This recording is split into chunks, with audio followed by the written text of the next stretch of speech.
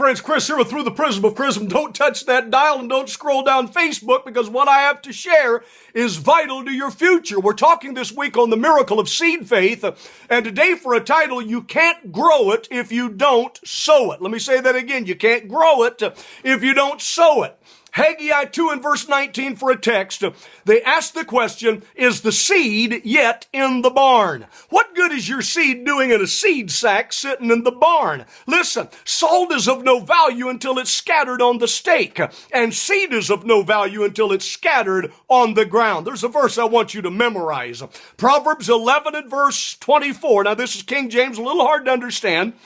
But it says, there is that scattereth and yet increaseth, and there is that withholdeth more than is meet, and it tendeth to poverty. Now you can understand that better with some modern paraphrases, so let me give you the New Living Translation that says, give freely and become more wealthy. Be stingy and lose everything. Eugene Peterson with the Message paraphrase. The world of the generous gets larger and larger. The world of the stingy grows smaller and smaller. And then Kenneth Taylor in the Living Bible says it is possible to give away and become richer. It's also possible to hold on too tightly and lose everything. So if you want to increase, you have to release. So let me give you some points. First of all, don't judge your present by the harvest you have, but by the seed that you sow. Listen, where you are right now is just a portrait, or it's just a composite of all the seeds that you've sown in your past. Now, you can't change your history. I can't change my history, but we can change our destiny. Here's the good news that I want you to understand.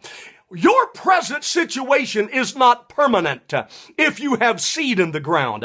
If you've been giving and sowing, then you have a future out ahead of you, because the seeds you plant today are going to change your future tomorrow. Second, harvest is decided when you plant, not when you reap.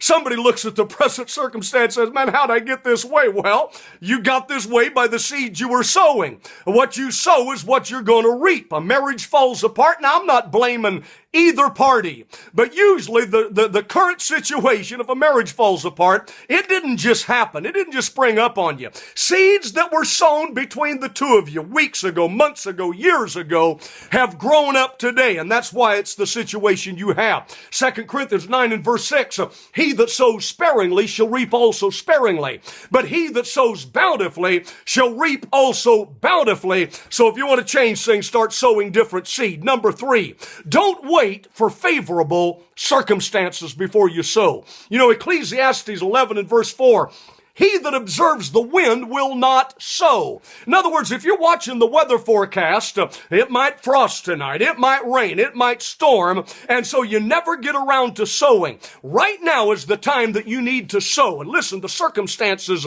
are never going to be right. You know, in Genesis 26 verse 1, there was a famine in the land. But look at verse 12. It says, Isaac sowed into the land, and that same year reaped 100-fold. And the Lord blessed him. Now listen, it wasn't favorable in the middle of a depression, in the middle of a famine, but instead of waiting for the depression to end, listen, instead of waiting for the depression to end, he ended the depression. And you can do the same thing by sowing good quality seed. Praise God. And then number 4, the sooner you sow, the surer and the sooner you'll reap.